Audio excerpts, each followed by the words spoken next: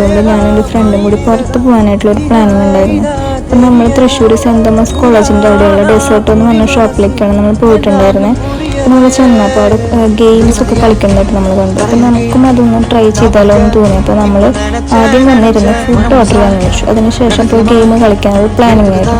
അവിടെ ചെന്നപ്പോഴാണ് നമുക്കൊരു കാര്യം മനസ്സിലായി, നമുക്ക് ഈ ഗെയിം കളിക്കാൻ അറിയില്ല എന്നുള്ളത്. അപ്പോൾ ഫ്രണ്ട് പറഞ്ഞു നമുക്കറിയാത്തൊരു ഗെയിമായിരുന്നു, നമ്മൾ വെറുതെ നാണം കിട്ടുമോ എന്ന് പറഞ്ഞു. അപ്പം നമ്മൾ വന്നപ്പോൾ നമുക്ക് ഫുഡ് വന്നിട്ടുണ്ടായിരുന്നു. അപ്പം നമ്മൾ എന്ത് ചെയ്തു, ഫുഡ് കഴിക്കാമെന്ന് വിചാരിച്ചിരുന്നു. ഫുഡ് കഴിച്ചപ്പോൾ നമുക്ക് ഇഷ്ടപ്പെട്ടു, പക്ഷേ വേഫേഴ്സ് നമുക്കാർക്കും ഇഷ്ടപ്പെട്ടില്ല, ഉണ്ടാർക്കും ഇഷ്ടപ്പെട്ടില്ല. സ്വീറ്റ് ആയതുകൊണ്ടായിരിക്കാം, പക്ഷേ അതിൻ്റെ റേറ്റ് കൂടുതലായിരുന്നു. അപ്പോൾ ആ റേറ്റ് കൂടുതലായതുകൊണ്ട് നമ്മളത് കുറച്ചൊക്കെ കഴിച്ചു.